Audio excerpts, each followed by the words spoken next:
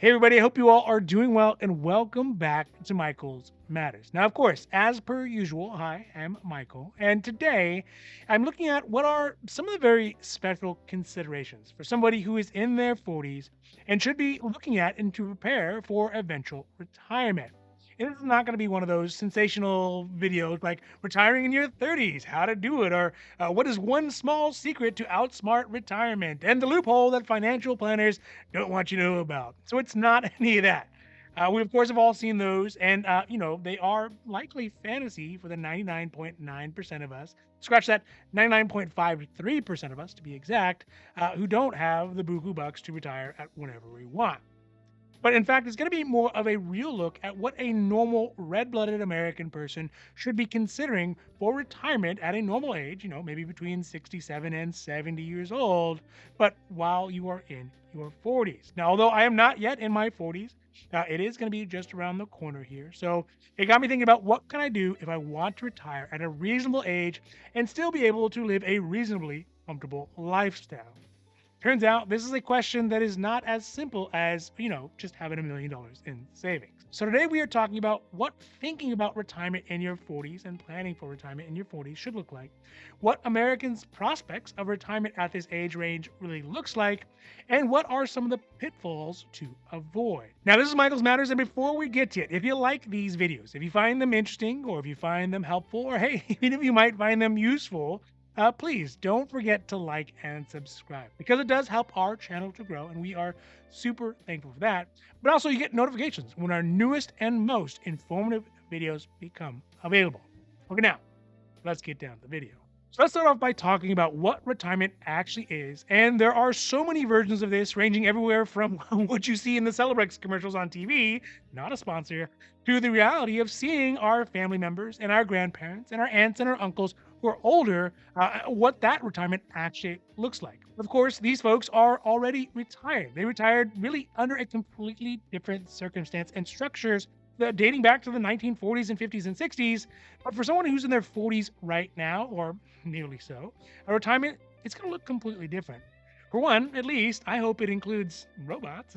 But also, it's 30 years away. And how retirees are living now, today, the folks who are just retiring right now, well, it's not going to be the same by the time the folks in the younger generations end up retiring. So, with regards to planning for retirement for somebody who's in their 40s right now, there are actually some real important peculiarities about being at this time in your life. Primarily because is when people generally start to make real adult money. It's when you kind of have worked your way up, whatever profession or trade that you're in, to a spot where you're reaching your peak earning potential. For example, according to First Republic Bank, hopefully makes better statistics than they do run banking, the average 25 to 34-year-old person makes around $50,752 in the US of A. The average 34 to 44-year-old and the average 45 to 54 years old, they make around $61,000 a year. That number starts to drop back down into the high 50,000s once they hit that 55 years old. And it continues on a downward slope into the 60s and onward. This is backed up by data from the BLS, that's the Bureau of Labor Statistics. Those are the folks who calculate things like that. But interesting enough, the average peak for earning tends to happen a little bit earlier for women than it does for men. So for women, it's at 35 to 54 years old instead of from the 45 to 55 years old. So I thought that was interesting. So even though these are the prime earning years, or perhaps because they are the prime earning years, these are also the time when people spend the most in their lifetimes. If we look at the data from 2013, we can see that there is the biggest spike in expenses in a person's life right at the ages between 45 and 54 years old. A coincidence? I think not. So how does one plan once they get to the most expensive, the most lucrative years of their lives? Well, first, you have to look at the savings and investment options that are available to you. Some companies, they offer 401ks and savings plans like that. Or if you work for some sort of government organization, there's pensions and other types of work-based investments that you can and usually are able to and finally have enough money to participate in. Moreover, some companies will even match a portion of the money that you put into those accounts. But despite all of that, in 2020, according to the Department of Labor, around 25% of people who work at places that have a 401k plan accessible to them, well, they don't even contribute to it. And I can sort of understand why, because you're finally making a little bit of money. And a 401k, well, it's not nearly as exciting as a classic muscle car or a boat or finally getting that upgrade to the bathroom that your wife has been asking for. But in the long run, the money in that 401k will long outlive its value of a 1966 Chevelle with the vinyl top that you always wanted. Maybe just me, turquoise green. Also, one of the biggest factors that I had never really thought about, but has become very apparent looking over the information for thinking about how you would want to start planning for retirement when you're 40, is thinking about who is going to be depending on you while you retire and for how long.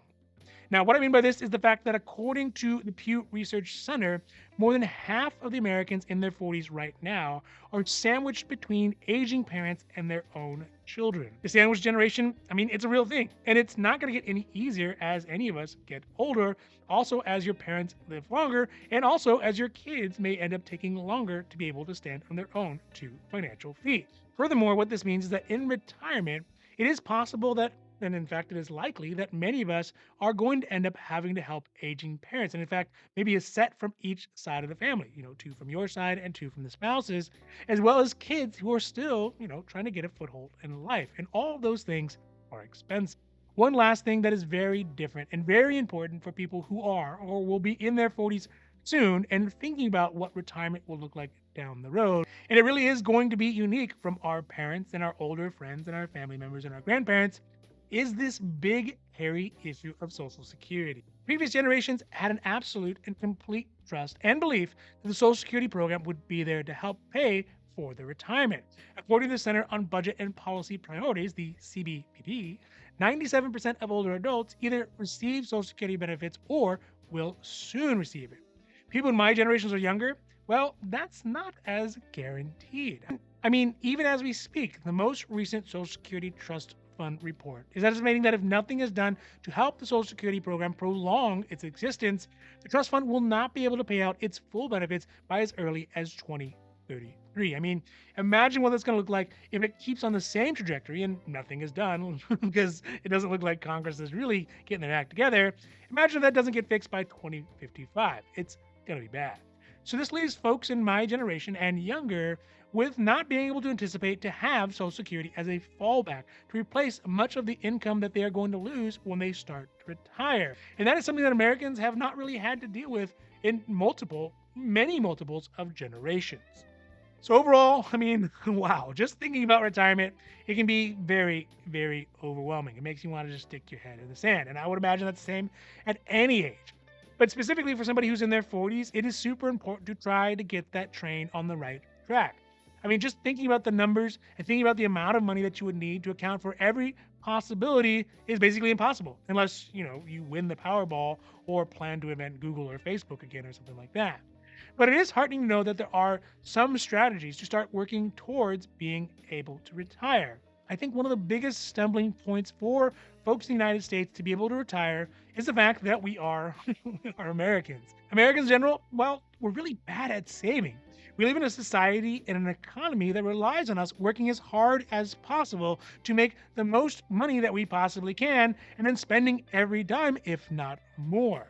The society is sort of rigged against us because there are new iPhones and novel ways of eating and trips and technology and experiences that are all designed for us to spend our money, but to not put it into something that appreciates in value or perhaps maybe even just saves us money for later. So I think I'm actually going to end up doing some more of these videos occasionally, not often, but occasionally, as in my personal life, I'm starting to think about retiring, even if it is 30 or 40 years away. Also, would love any feedback that you all have on what to look out for in your 40s as far as retirement. Because let's face it, I see the statistics. I know that many of you have already kind of gone through that period of life and may have some really great experiences to share with us in the comments down below about their own things that they have had in their life. So I would love to see that and really appreciate it.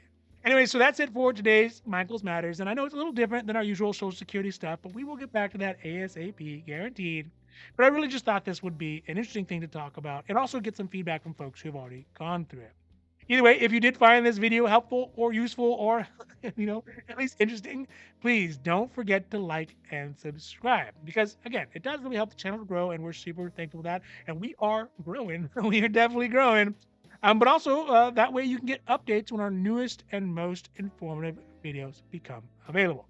So, for Michael's Matters, I'm Michael, hoping that you take care of yourselves, take care of others, and have a happy, healthy